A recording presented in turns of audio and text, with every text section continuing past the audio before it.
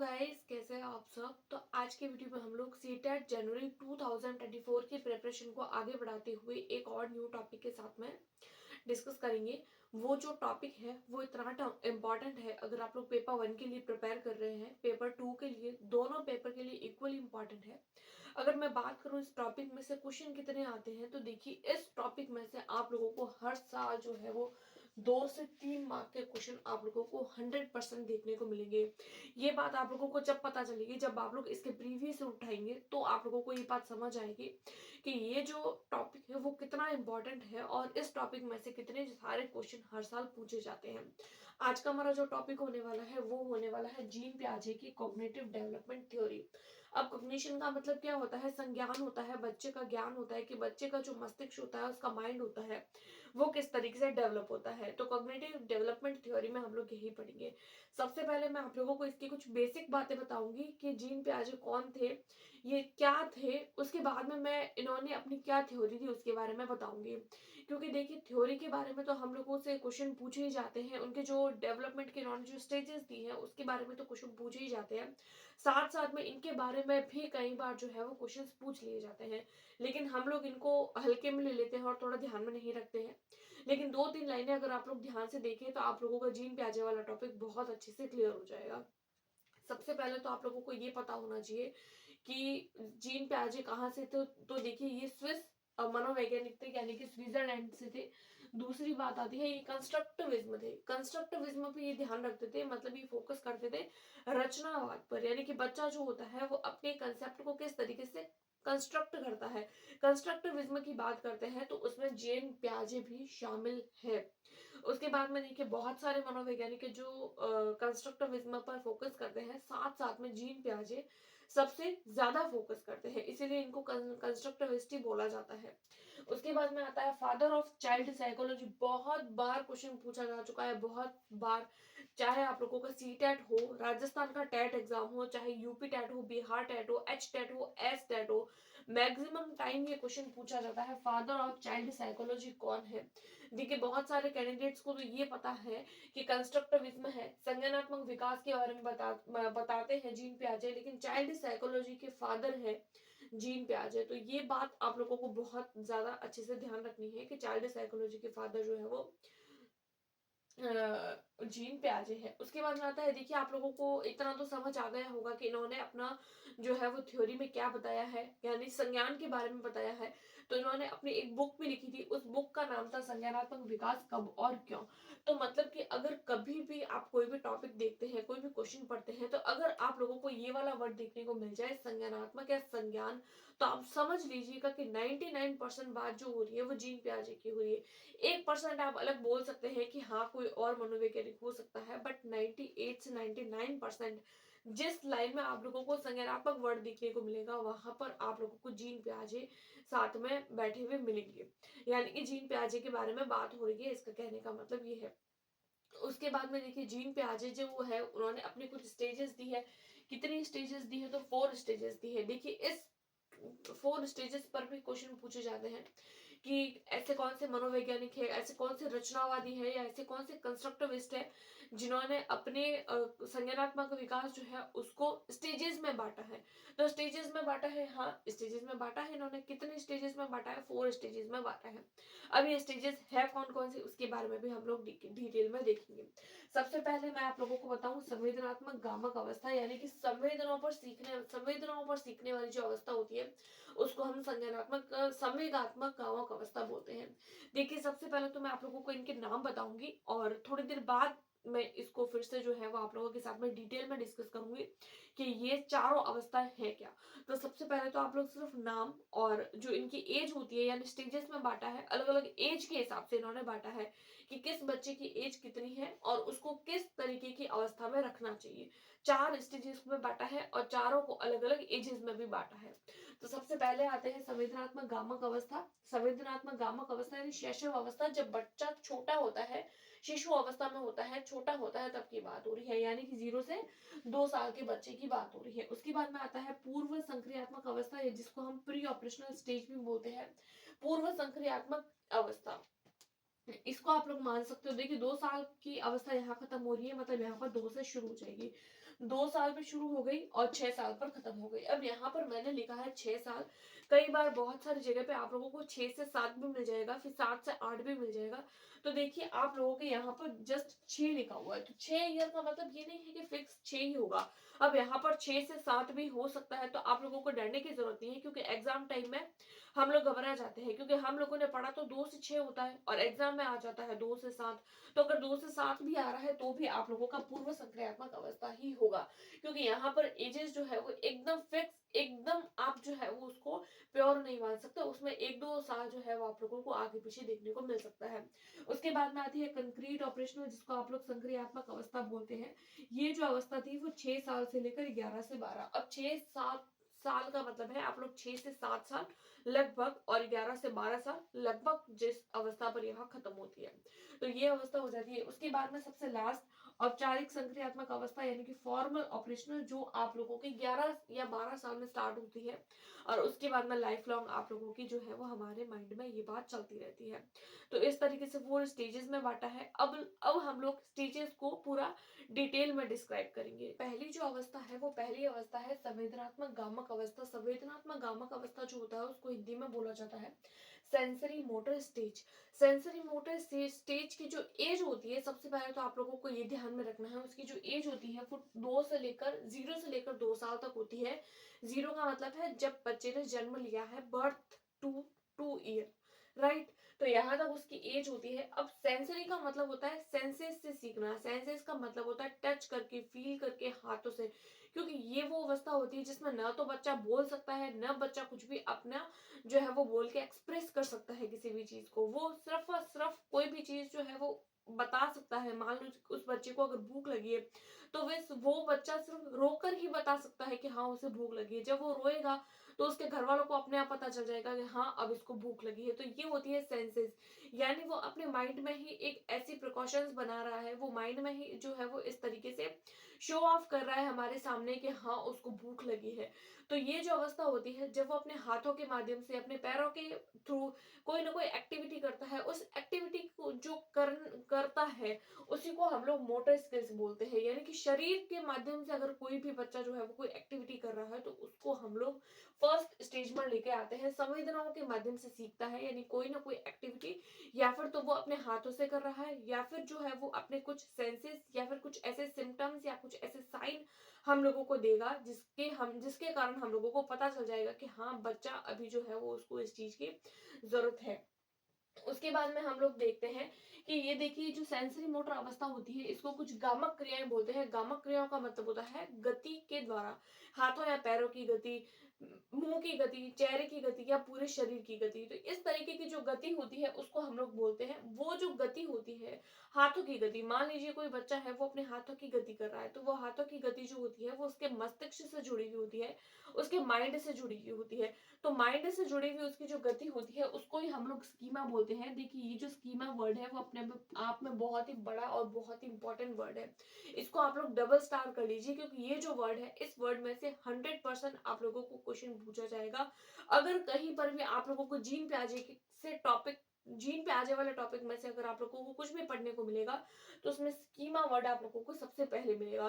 Schema word जो है वो सबसे पहले आप लोगों को ये ध्यान रखना चाहिए कि स्कीमा वर्ड किस सेंस से जुड़ा है। तो स्कीमा वर्ड जो है वो मस्तिष्क से जुड़ा हुआ है। मस्तिष्क में अगर कोई भी घटना जो आप लोगों की जुड़ी हुई है तो उसको आप लोग स्कीमा बोल सकते हैं। उसके बाद में देखते हैं कि देखिए ये जो अवस्था होती है इसमें बच्चा जो होता है वो इमिटेट करता है अपने से बड़ों को। यानी कि अगर कोई भी बच्चे के सामने हम किसी भी तरीके की एक्टिविटी करते हैं तो वो अपने मोटर्स के द्वारा, यानी कि अपने जो है वो हाथ या पैरों के द्वारा हम लोगों के साथ में शो करता है, जैसे वो हमारी तरह करने की कोशिश करता है। यानी कि वो इमिटेट करता है हमारी हर चीज को, फॉलो करता है हमारी हर चीज को। वो बच्चा जो है वो अगर हम लोग हाथों को इस तरीके से बात करते हैं, अगर हम लोग इस तरीके से, तो वो भी अपने बातों को, अपने हाथों को इस तरीके से यूं यूं करने की कोशिश करेगा। तो इस तरीके से बच्चा जो होता है वो हमको इमिटेट करता है। उसके बाद में देखते हैं वस्तु स्थायित्व। वस्तु स्थायित्व का मतलब है अगर कोई भी बच्चा है वो इस एज में है, अगर उस बच्चे ने कोई भी चीज देख ली है तो उस बच्चे के माइंड में वो चीज सेट हो जाएगी। अब उसके माइंड में ये बात सेट हो चुकी है। मान लीजिए कोई भी बच्चा है उस बच्चे ने कोई भी चीज देखी है तो उसके माइंड में उस चीज का सेट हो जाना ही हम लोग उसको वस्तु स्थायित्व बोलते हैं, या फिर हम उसको ऑब्जेक्ट परमानेंस भी बोल सकते हैं। एक और सबसे मेन इंपॉर्टेंट चीज जो मैं आप लोगों को बताऊं इस टॉपिक में, आनुवंशिकता व वातावरण। देखिए ये अवस्था ऐसी होती है, इस अवस्था में बच्चे की आनुवंशिकता का और वातावरण का दोनों प्रभाव पड़ता है। दोनों प्रभाव का मतलब है कि देखिए, आनुवंशिकता का मतलब है कि अगर कोई भी चीज ऐसी जो आप लोगों को अपने पेरेंट्स से मिली है, तो यहाँ पर आनुवंशिकता यानी कि ये जो अवस्था ऐसी है जिसमें बच्चा अभी तक सिर्फ अपने पेरेंट्स पर पूरा पूरा डिपेंड है, तो वो सारी की सारी चीजें जो है वो अभी बच्चे के ऊपर जो है वो आई हुई है। तो वो बच्चा जो है वो सारी चीजें जो है वो आनुवंशिकता से ले रहा है। लेकिन जब जैसे जैसे वो थोड़ा बड़ा हुआ, मान लीजिए अभी वो बच्चा जो है वो 0 ईयर का है यानी जस्ट अभी हुआ है, तो उसके अंदर आनुवंशिकता हावी रहती है। लेकिन जैसे जैसे वो बड़ा जो है बड़ा होता है, थोड़ा 1 महीना 2 महीना 3 महीना 5 महीना 1 साल 1.5 साल और 2 साल तक, क्योंकि इस अवस्था को हम 2 साल तक पढ़ रहे हैं, 2 साल तक जैसे ही बच्चा पहुंचता है, वो बच्चा जो है वो अपने वातावरण को देखना भी शुरू हो जाता है। इसीलिए कहते हैं कि यही वो अवस्था है जिसके अंदर आनुवंशिकता और बराबर वातावरण का बराबर से प्रभाव पड़ता है। उसके बाद में हम लोग देखते हैं इसकी सेकंड अवस्था, पूर्व संक्रियात्मक अवस्था। पूर्व संक्रियात्मक अवस्था जो है उसको प्री ऑपरेशनल स्टेज भी बोला जाता है। जैसे कि अभी मैंने बताया, ये 0 से 2 साल है, तो ये 2 से 6 या फिर 7 साल हो सकती है। 6 भी हो सकती है, 7 भी हो सकती है, तो आप लोगों को डरने की जरूरत नहीं है कि या 6 होगी या 7 होगी, 6 या 7 दोनों में से कोई भी एक हो सकती है।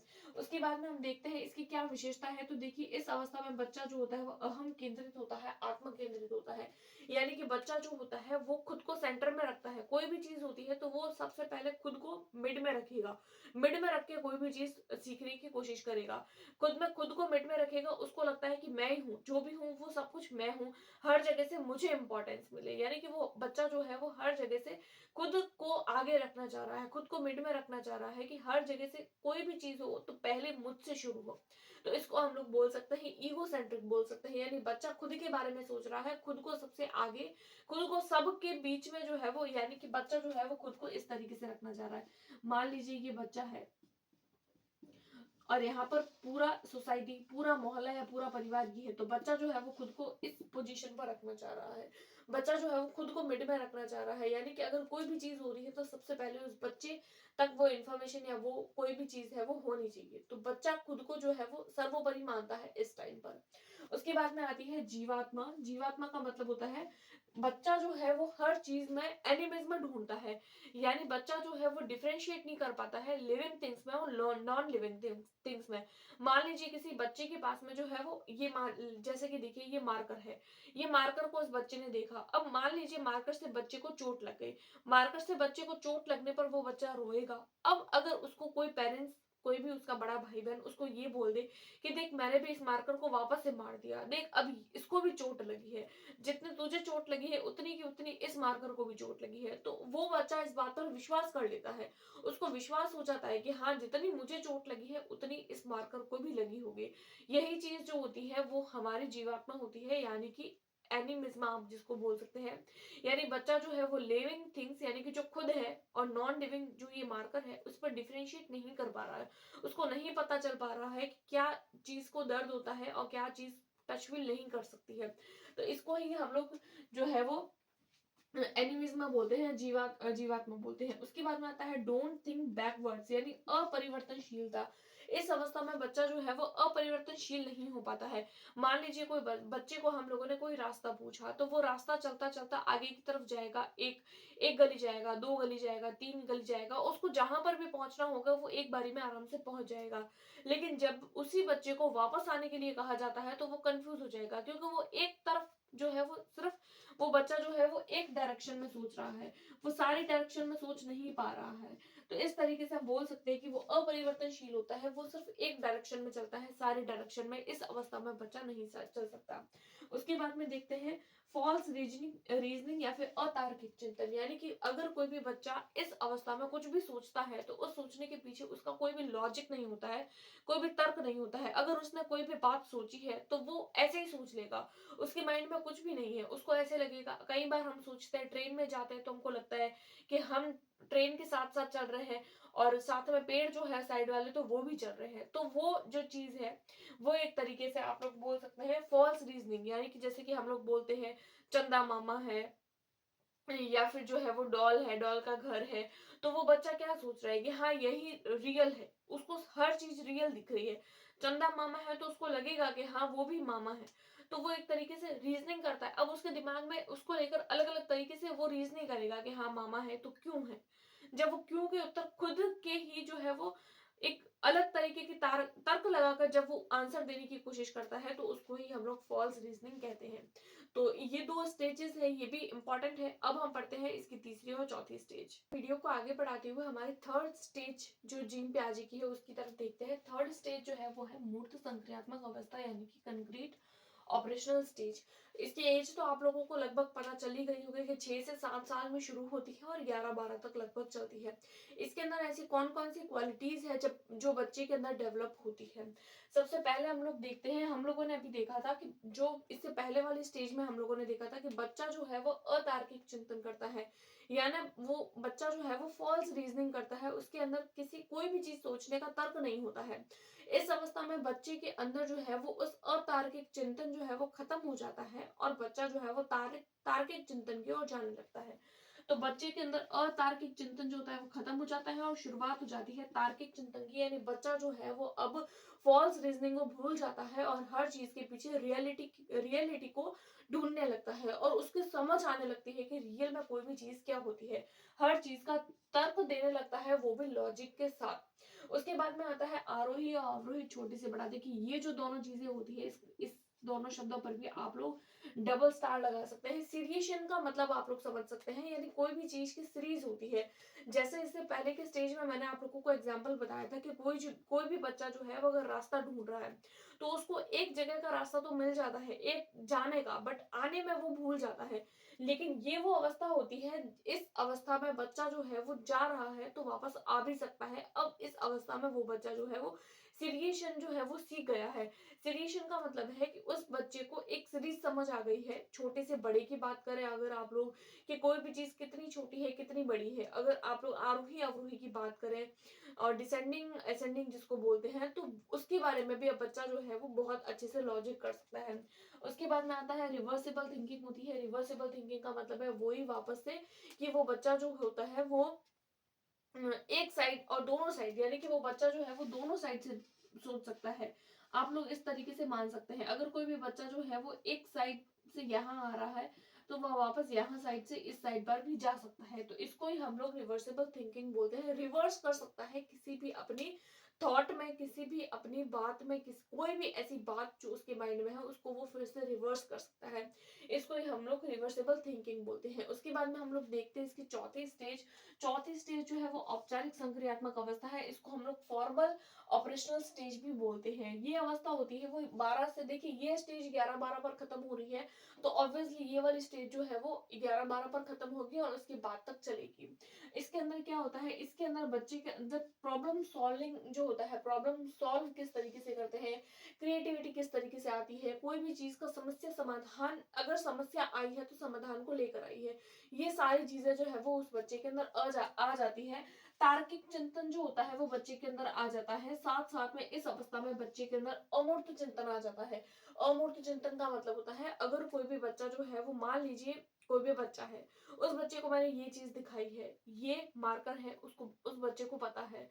अब वो बच्चा क्या होगा इस अवस्था में, अगर बच्चा जो है वो तार्किक चिंतन का मतलब है कि अगर उस बच्चे ने ये मार्कर देखा है तो वो बता सकता है कि ये मार्कर है। ऐसा ऐसा अगर मैं उसको दूसरा मार्कर दिखाऊंगी तो वो मार्कर देखकर बता सकता है वो मार्कर है। लेकिन इस अवस्था में अगर मैं उस बच्चे को ये मार्कर ना दिखाऊं, डायरेक्ट बोल दूं मार्कर, तो उसके दिमाग में मार्कर की एक पिक्चर बन जाएगी। वो जो पिक्चर होती है उसी को ही हम लोग अमूर्त चिंतन कहते हैं। एक ऐसी चीज जिसको दिखाया नहीं गया है, सिर्फ पहले कभी देखा हो, उसकी जस्ट अपने माइंड में इमेजिनेशन बनाना, उसको ही हम लोग अमूर्त चिंतन बोलते हैं, जिसको इंग्लिश में एब्स्ट्रैक्ट बोला जाता है। एब्स्ट्रैक्ट थॉट जो होता है वही अमूर्त चिंतन होता है। उसके बाद में निष्कर्ष निकालना, किसी भी तरीके का चिंतन, सृजनात्मक बुद्धि, एक और वर्ड ले सकते हो मनन करना, कोई भी चीज का चिंतन करना, मनन करना, प्रॉब्लम सॉल्विंग करना, ये सारी की सारी चीजें आती है। क्रिएटिविटी करना या क्रिएशन करना, कोई भी नया चीज क्रिएट करना, तो वो सारी की सारी जो होती है वो इस अवस्था में आ जाती है। उसके बाद में आता है हाइपोथेटिकल डिडक्टिव रीजनिंग, यानी कि हाई पावर की जो रीजनिंग होती है वो इस अवस्था में बच्चा कर सकता है। इस अवस्था में बच्चा जो होता है वो कोई भी चीज पर तर्क करना जानता है, उसके पीछे का उसको जो है वो प्रॉपर रीजन पता भी है, लेकिन इस अवस्था में वो बच्चा जो होता है वो उस चीज पे प्रोफेशन हासिल कर लेता है, उस बच्चे को हर चीज समझ आने लगती है। अलग लेवल का, एक थोड़े से हाई लेवल का बच्चा जो है वो चिंतन करने लग जाता है। तो इस तरीके से जीन पियाजे ने अपनी 4 स्टेजेस दी है, और चारों की चारों स्टेजेस जो है उसमें से भर भर के क्वेश्चन पूछे जाते हैं, हर साल पूछे जाते हैं, हर एग्जाम में पूछे जाते हैं। Paper 1, paper 2, UP TET, C TET, सारे के सारे एग्जाम में, रीट हो, रीट से लेकर हर एक स्टेट एग्जाम में आप लोगों को जीन पियाजे में से क्वेश्चन 2 से 3 क्वेश्चन आप लोगों को 100% देखने को मिलेंगे। स्पेशली अगर मैं बात करूं सी टेट की, तो ये जो वीडियो है वो काफी लंबा निकल गया है, तो इस वीडियो में मैं आप लोगों के साथ में जो है वो इसके प्रीवियस ईयर क्वेश्चन सॉल्व नहीं करवा पाऊंगी। इसको, इसके जो प्रीवियस ईयर क्वेश्चन है वो, उसके लिए मैं आप लोगों के लिए अलग से वीडियो बनाऊंगी। उस वीडियो में जो है आप लोगों को इस पूरे टॉपिक में से क्या क्या क्वेश्चंस पूछे गए हैं वो डिस्कस करूंगी।